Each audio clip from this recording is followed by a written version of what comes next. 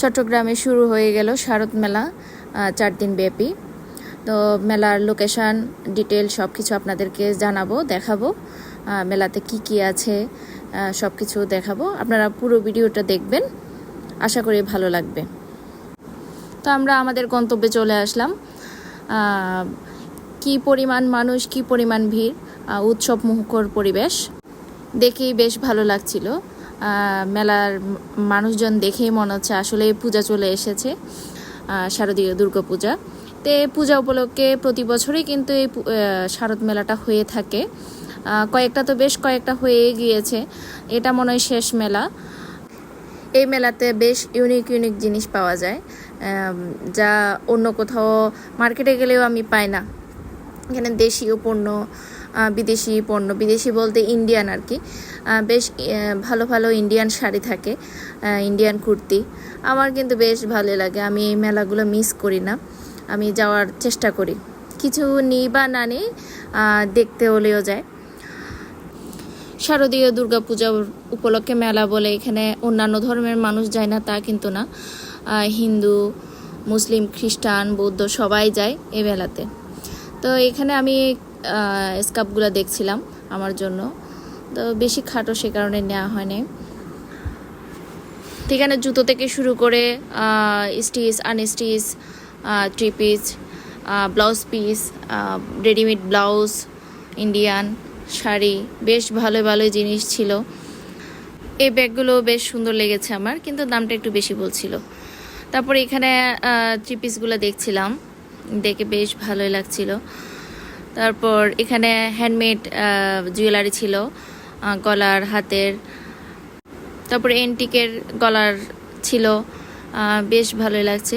তা আমি একটু ভিডিও করে নিলাম। তো এই ছোটো ব্যাগটা আমার এতই ভালো লেগেছে, এটা নাকি গুজরাটি ব্যাগ বলে। এই চুড়িগুলো বেশ সুন্দর লেগেছে, তা আপনাদের জন্য ভিডিও করে নিলাম। বেশ সুন্দর জিনিস পাবেন, মেলাতে যাবেন বেশ ভালোই লাগবে। ইউনিক জিনিস পাবেন, মোট কথায় এই মেলাগুলোতে ইউনিক জিনিস পাবেন। আমি তো প্রতি বছরে অপেক্ষায় থাকি এই শারদ মেলা কখন হবে। এই মেলাটা অবশ্য আবার আপনার পয়লা বৈশাখের সময়ও হয়। তো এখানে ফুচকা খাচ্ছিলাম, ফুচকাটা এতই মজা, আমি আমার লাইফে মনে হয় এত মজার ফুচকা খাই নাই, খুব মজার ছিল। তো এই ফুচকা ওনারা স্টল এটা দিয়েছে, সব হোমমেড। ফুচকার টক থেকে শুরু করে আলুর পুরটাও ওরা বাসায় বানিয়েছে, বেশ ভালো লেগেছে। তারপরে এখানে হোমমেড কেক ছিল, দেখতে বেশ ভালো লেগেছে, কিন্তু খাওয়া হয় নাই। পেস্ট্রি কেক, কাপ কেক, বেশ সুন্দর কেকই ছিল। তারপর এখানে কুর্তি দেখছিলাম আমার জন্য, কুর্তিটা নিয়েছি। তারপর রেডিমেড ব্লাউজগুলো দেখছিলাম, কালার ম্যাচিং হলো না, নেওয়া হলো না, কিন্তু এই ব্লাউজগুলো আমার বেশ ভালো লাগে দেখতে, সব ইন্ডিয়ান। তারপর এখানে হ্যান্ডমেড জুয়েলারিগুলো দেখছিলাম। এখনকার মেয়েরা কিন্তু এই হ্যান্ডমেড জিনিসেই বেশি পছন্দ করে। আমি যখনই দেখি, যাকেই দেখি হ্যান্ডমেড জিনিসগুলো বেশ পছন্দ করে। আমি নিজেও বেশ পছন্দ করি হ্যান্ডমেড জিনিসগুলো, ইউনিক থাকে। তারপর এখানে ঘর সাজানোর কিছু শো পিস ছিল, একটু ভিডিও করে নিলাম, বেশ ভালো লাগছিল। তারপরে এই স্টলটাতেও এন্টিকের হ্যান্ডমেড গলার বেশ ভালো মাটির জিনিস ছিল। তারপর এখানে আমার জন্য একটা শাড়ি দেখছিলাম, এই শাড়িটা আমার জন্য দেখছিলাম। আপনারা জানাবেন কেমন লাগছে শাড়িটা। এটা নাকি জামদানি টাইপের বলছিল, ওরা কি একটা শাড়ির নাম বলেছে, আমি আসলে শাড়ির নাম জানি না। সব শাড়ির নাম আমার জানা, পরি কিন্তু শাড়ি, কিন্তু জানা হয়ে ওঠে না আর কি, বললেও মনে থাকে না অনেক সময়। তো আমার জন্য শাড়িটা নিয়েছি।